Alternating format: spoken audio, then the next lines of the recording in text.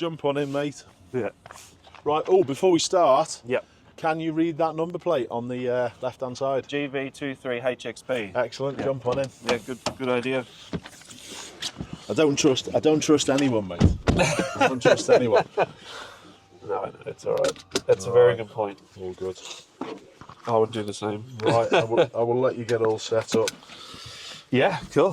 So is this electronic? Yeah. It is, yeah. Cool. Well, this will be interesting as well to set up in a different car. I like it.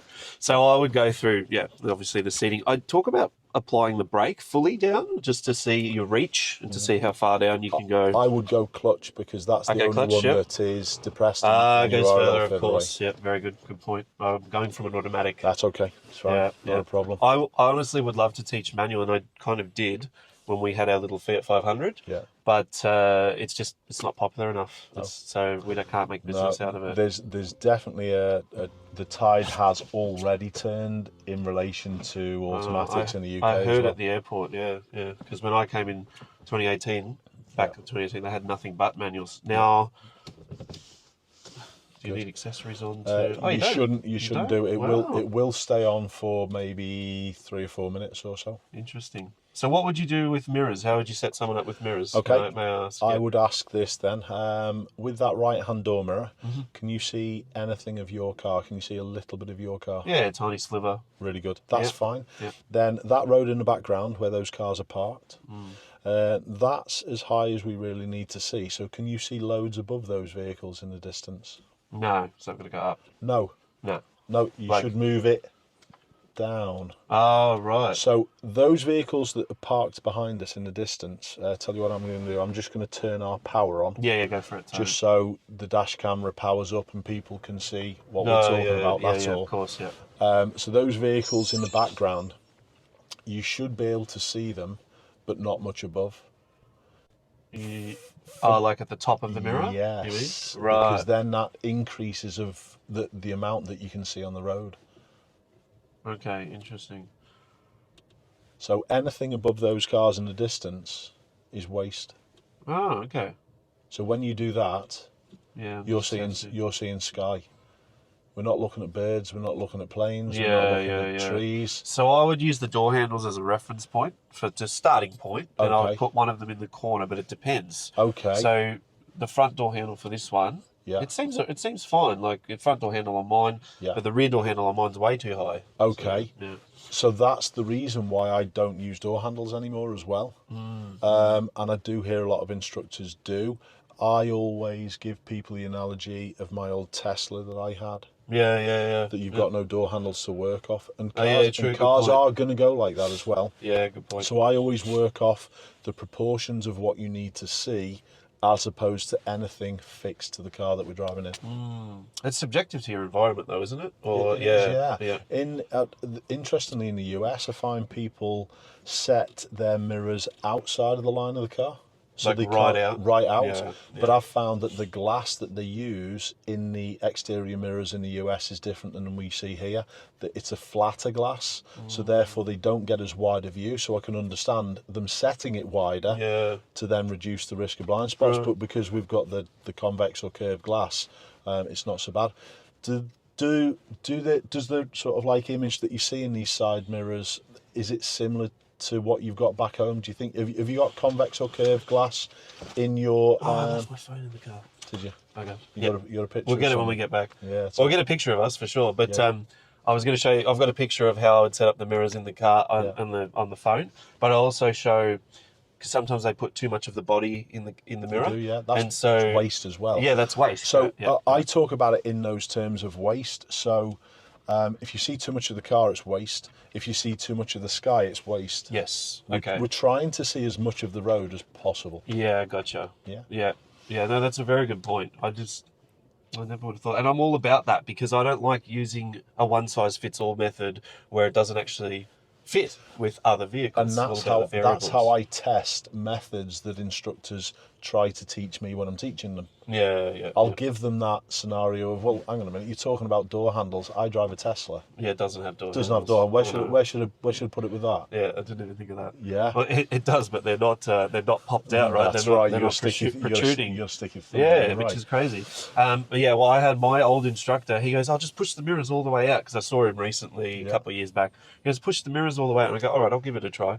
So I pushed the mirrors all the way out, the wing mirrors all the way out, and it created a blind spot between this mirror and that mirror, and I couldn't see a motorbike rider that because they transfer between the mirrors, They right? do, yes. Yeah, They do, absolutely. And that is a good point as well. Yeah, exactly. So Feel comfy?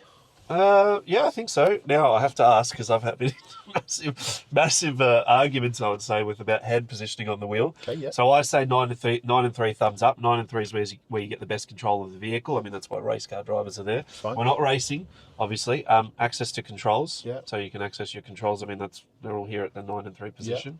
Yeah. Do they care about how you turn the wheel? So hand over hand, shuffle and things like that, push, pull. Cool. But I did a piece a week or so ago that's not, they're saying that it's probably going to be out by the time this video goes out.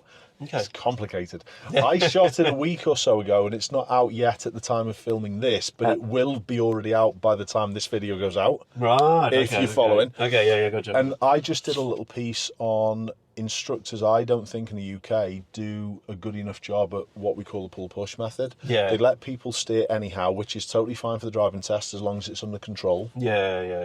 But there's a big link between how much steering input we are using and the speed of the car, which is pretty obvious. The slower the tighter turn that we've got to do, the slower that we've got to go.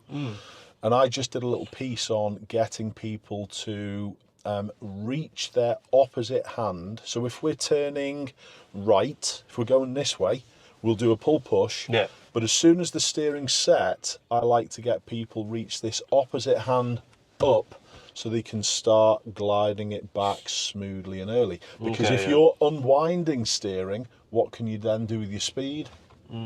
Start getting increase. Yeah, start moving off a bit quicker. So I did a little piece on that, and it affects certain things, even leaving roundabouts, getting the car set up so it's the steering's held, so you can take time to check your mirror and your hands free to put the signal on.